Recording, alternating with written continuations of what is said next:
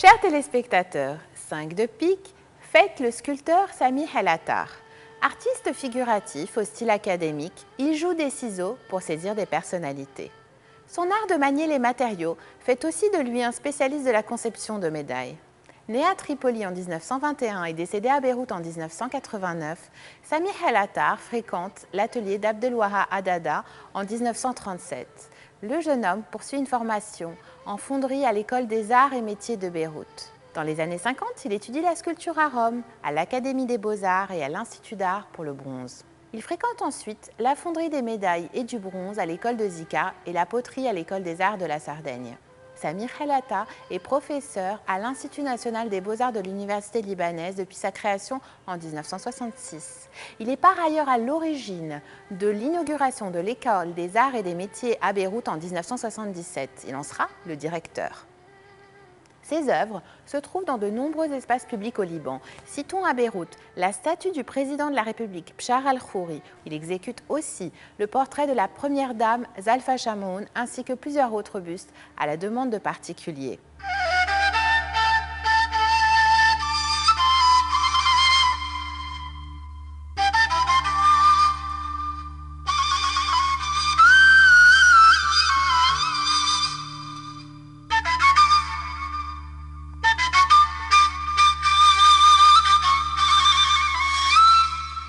De pique vous présente Vin et poèmes. La sculpture est exécutée par Sami El Attar en 1963.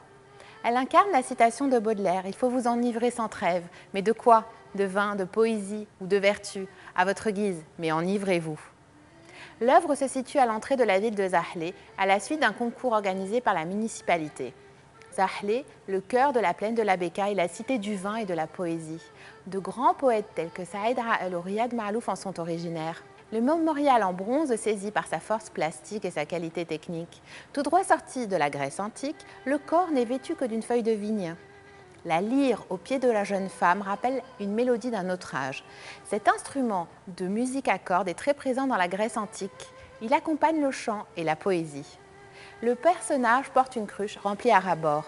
L'œuvre, endommagée durant la guerre, a été restaurée. À l'origine, un homme est assis à ses pieds et lui tend son verre.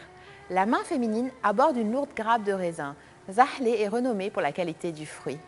La légende raconte que Noé se serait arrêté sur le mont Sanine et qu'il y aurait planté la vigne. Un des temples de Baalbek est dédié à Bacchus, le dieu romain du vin. 3000 ans avant Jésus-Christ, les Phéniciens font commerce de leur vin. Au Moyen-Âge, les croisades permettent au vin de la région d'être diffusé en Europe. Les Ottomans étouffent la viticulture.